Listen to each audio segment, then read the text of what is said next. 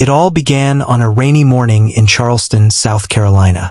The sky was heavy with clouds, and the streets glistened with the reflection of streetlights.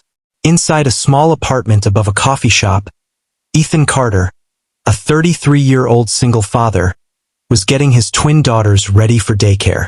The twins, Lila and Emma, both 3 years old, giggled as he tried to braid their hair at the same time. Ethan had been doing this alone since their mother passed away 2 years ago. He worked part-time as a mechanic and delivered groceries in the evenings just to keep the lights on. That morning, Ethan checked his phone nervously. The rent was due. His bank account showed $18.42. The twins' milk supply was low, and their tiny shoes were torn at the toes. He sat down at the kitchen table, heart pounding, trying to hold back tears. He thought of asking for help, but from whom? His pride had kept him from reaching out before. But today, desperation pushed him to do something he'd never done. He opened his messages and typed, "Hi, ma'am. I'm really sorry to bother you. I have twin girls and I'm short on rent and food. I'll pay you back as soon as I can. I just need a little help to get through this week." He meant to send it to his landlord, but in his exhaustion, Ethan mistyped one digit. He pressed send and didn't realize that the message went to a completely different number, one belonging to Admiral Rebecca Cole, a high-ranking officer in the U.S. Navy stationed at Norfolk Naval Base. Rebecca was in the middle of a strategy meeting when her phone buzzed. She glanced at the message, expecting it to be from a colleague. Instead, she saw a text from an unknown number, a desperate plea for help. She paused. For a moment, she considered ignoring it. Scams were everywhere. But something about the tone, the raw honesty in those few words, made her stop. That evening, after work, she texted back, "I think you might have the wrong number. But are you okay?" Ethan saw the message pop up while feeding his girls. He blinked, confused. "Oh my God," he whispered. "I texted the wrong person." He quickly replied, "I'm so sorry. That was a mistake. I didn't mean to bother you." But Rebecca didn't stop there. "No bother at all," she texted. "You said you have twin girls? Are they safe tonight?" That question pierced through Ethan's chest. He stared at his daughters playing on the worn-out rug. He hesitated, then decided to tell the truth. "Yes, they're okay. Just trying to make it until Friday. I'll be fine. Thank you for replying." Rebecca read the message twice. She looked out her window at the Navy ships docked in the golden light of sunset and felt something stir inside her. That night she couldn't sleep. The thought of a father struggling to feed his kids haunted her. The next morning, Ethan woke to a knock on his door. It was raining again, soft and steady. He opened the door and froze.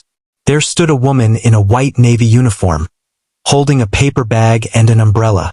She smiled gently. "Mr. Carter? I'm Rebecca Cole. We texted last night." Ethan's mouth fell open. You came here?" "I was in town for an inspection," she said. "I thought maybe I could drop off some things." Inside the bag were groceries, baby formula, and new shoes for the twins. Ethan's eyes filled instantly. I can't accept this," he stammered. Rebecca shook her head softly. "You're not accepting charity. You're accepting kindness." The twins peeked out from behind the couch, giggling shyly. Rebecca knelt and smiled at them, handing them each a small navy pin. "These are courage stars," she said. "For brave girls." That moment changed everything. Over the next few weeks, Rebecca stayed in touch. She visited on weekends, bringing supplies and reading bedtime stories. Sometimes they'd walk together through Charleston Waterfront Park, the twins chasing seagulls by the pier. Ethan began fixing cars for neighbors again, saving every dollar he could. One afternoon, Rebecca surprised him with a call. "There's an opening at the Naval Base Motor Department," she said. "Civilian position. Good pay. You'd be perfect." Ethan's voice trembled. "You really think they'd hire me?" "They'd be lucky to have you," she replied. He applied, and 2 weeks later he got the job. For the first time in years, hope returned. Months passed. Ethan's life began to bloom again. He found a small house near the base. He bought the twins a swing set. Every morning, they'd watch helicopters fly overhead, waving at the sky. Rebecca became like family. The twins called her Aunt Becky, and though she tried to keep her emotions hidden, she'd grown deeply attached. Not out of pity, but admiration.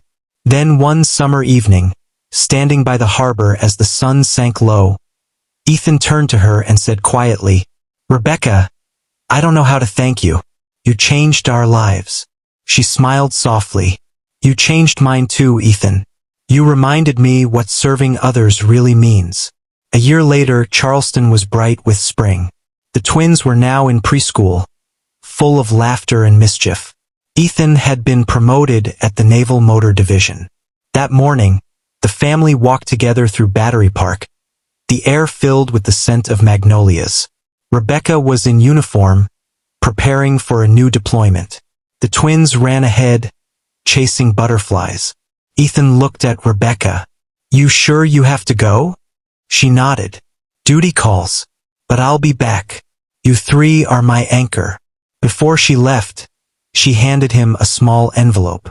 Inside was a check, not for money, but for a college savings fund she'd set up for the twins. Tears filled Ethan's eyes. "You've done enough already." Rebecca shook her head gently.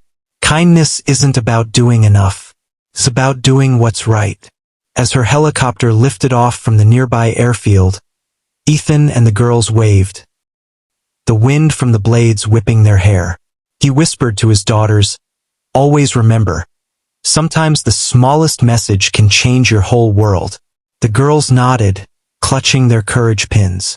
As the story ends, the camera fades to the soft glow of sunset over Charleston Harbor. The voiceover continues gently. Life brings people together in ways we can't predict. A wrong number became the right connection. A single act of kindness changed 4 lives forever. Ethan found hope again. Rebecca found meaning beyond duty. And 2 little girls learned that angels sometimes wear navy white. Dear viewers, if this story touched your heart, please take a moment to share your thoughts in the comments below. Your voice matters. Share this story with your friends and remind them that even a small act of kindness can change a life.